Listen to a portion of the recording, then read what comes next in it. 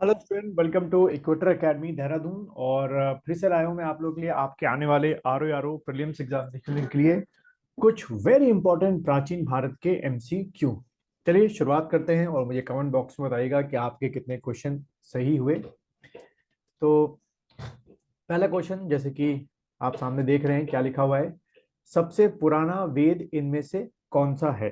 ठीक है, आपको पता है कि जो वैदिक पीरियड है वो आपका दो पार्ट में डिवाइड है। वैदिक पीरियड, ठीक है, वैदिक पीरियड कितने पार्ट में डिवाइड है? दो पार्ट में आप लोगों ने पढ़ा होगा अब तक। एक पहला पार्ट जो है वो आपका क्या है, ऋग वैदिक पीरियड होता है, और एक आपका क्या होता है, लेटर वैदिक पीरियड होता है। ठीक है, और हम लोग क्या मानते हैं बच्चों, वैदिक पीरियड का जो समय है 1500 बीसी से लेकर आपका 600 बीसी का मानते हैं। तो इसमें पूछा गया सबसे पुराना वेद कौन सा है। चार ऑप्शन आपको दिख रहे हैं, यजुर्वेद है कि ऋग्वेद है कि आपका सामवेद है और अथर्ववेद है। बिल्कुल स्ट्रेट फॉरवर्ड क्वेश्चन है ये। लगभग लगभग जो आप लोगों में से दूसरे पढ़ चुके होंगे सही करेंगे इसको। बच्चों इसका जो आंसर है वो है आपका ऋग्वेद। इन चारों में से सबसे पुराना वेद जो है वो आपका ऋग्वेद है। फिर अगला क्वेश्चन, जैसे आप देख रहे हैं, अवेस्ता और ऋग्वेद में समानता है। अवेस्ता किस क्षेत्र से संबंधित है? ठीक है, दोनों में समानता, और पूछा गया है कि अवेस्ता किस क्षेत्र से संबंधित है, यानी किस एरिया को बिलोंग करता है। आपका भारत का है कि ईरान का है कि इजराइल का है कि आपका इजिप्ट यानी कि मिस्र का आपका है। ठीक है, एक ही समय काल बताया गया है और पूछा गया है कि किस कंट्री को बिलोंग करता है, क्षेत्र को बिलोंग करता है।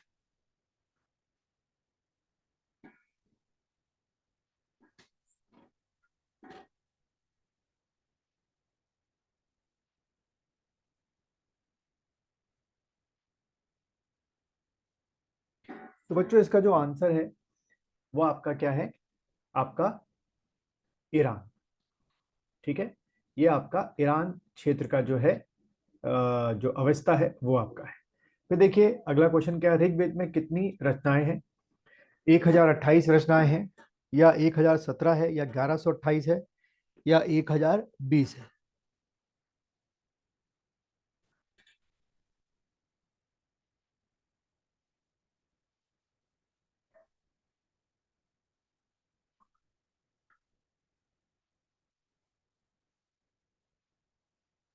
बच्चों इसका जो आंसर है वो है आपका 1028। फिर वैदिक कर्म कांड में होत्रा का संबंध किससे है? आपको बताना है होत्रा जो है वो किससे इसका संबंध है। इन चारों वेदों में से ऋग्वेद से है, या यजुर्वेद से है, या सामवेद से, या अथर्ववेद से है? आप मान के चलिए वैदिक पीरियड जो है उससे लगभग आपके एक या दो क्वेश्चन पूरी पॉसिबिलिटी है कि आपके आर ओ के एग्जाम में आए। चलिए, तो आंसर आप लोगों ने डिसाइड कर लिया होगा बच्चों इसका। इसका जो आंसर है वो है आपका ऋग्वेद। ठीक है, अगला क्वेश्चन देखेंगे, ऋग्वेद में उल्लिखित यव शब्द किस कृषि उत्पाद हेतु प्रयुक्त किया जाता है? ठीक है, यव का इनमें से कौन सा कृषि उत्पाद हेतु यव प्रयुक्त किया जाता है? यव का शब्द जौ, चना, चावल, गेहूं। यव शब्द का संबंध किससे है? जौ से है, या चना से है, या चावल से है, या गेहूं से? आपको ये बताना है।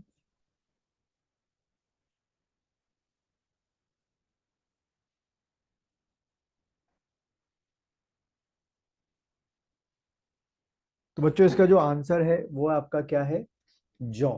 ठीक है, यव शब्द जो है जौ के लिए ऋग्वेद में यूज किया जाता है या इस्तेमाल किया जाता है।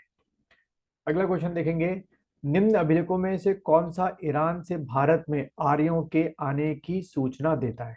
यानी कि इनमें से इन चारों में से कौन सा स्क्रिप्ट है जो ये बताता है कि आर्यन जो थे वो ईरान से भारत आए थे?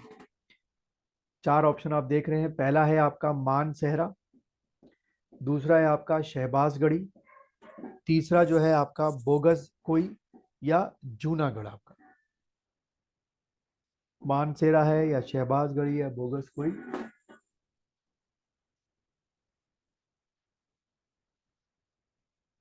चलिए, इसका जो आंसर है बच्चों वो है आपका बोगज कोई जो है इसका आंसर बनेगा। फिर देखिए प्राचीन काल में आर्यों के जीवन के मुख्य स्रोत क्या होते थे? ठीक है, क्या कृषि किया करते थे, या शिकार किया करते थे, या शिल्प में जुड़ा करते थे, या व्यापार में?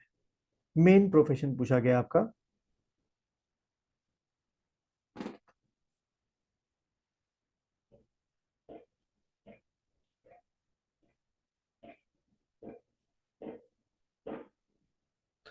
तो बच्चों इसका जो आंसर है वो है आपका क्या, कृषि। मेन तौर पे ये लोग कृषि से जुड़े होते थे।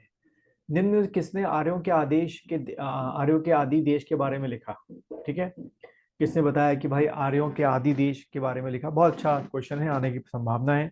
शंकराचार्य जी थे, एनी बेसेंट, या विवेकानंद जी थे, या बाल गंगाधर तिलक जी थे? आपको चारों में से बताना है क्या हो सकता है बच्चों। बहुत प्यारा सवाल है। तो बच्चों इसका जो आंसर है वो है आपका बाल गंगाधर तिलक। फिर अगला, उत्तर वैदिक काल में निम्न में से किसको आर्य संस्कृति का धुर समझा जाता है? यानी कि वहीं पर ज्यादातर गतिविधियां आपकी हुई थी, ऐसा माना जाता है, या धुर समझा जाता है। लेकिन उत्तर वैदिक काल है, कौन सा काल पूछ रहे हैं? उत्तर वैदिक काल, ऋग्वैदिक काल नहीं बच्चों, उत्तर वैदिक काल पूछ रही है। अंग मगध है, या कौशल विद्य है, या कुरु पांचाल है, या मत्स्य शूरसेन है?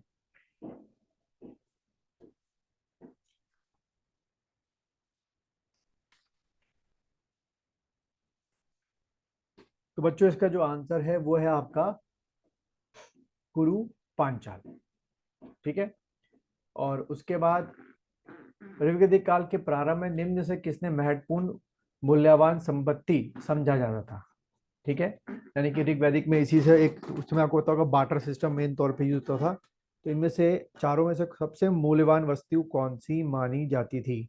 ऑप्शन दिखा हुआ है, भूमि को, या गाय को, या स्त्रियों को, या जल को?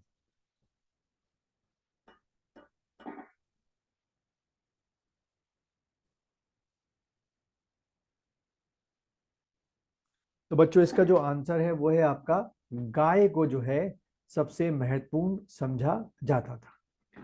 फिर देखिए ऋग्वेद में अघन्य का प्रयोग किसके लिए किया गया है? ठीक है, अघन्य शब्द का प्रयोग कि भाई उसको मारना या उसको किसी तरीके से प्रताड़ित करना पाप समझा गया है। ये तो बहुत आसान क्वेश्चन है, सीधा पढ़ते ही आंसर आपको आ गया होगा। तो बच्चों इसका जो आंसर है वो है आपका गाय। गाय के लिए ये शब्द यूज किया गया है। तो अगर आपको अभी ये इंपॉर्टेंट क्वेश्चन जो है सिलेक्टेड अगर पसंद आए हो तो इस वीडियो को लाइक कीजिए, शेयर कीजिए, और मेरे चैनल को सब्सक्राइब कीजिए।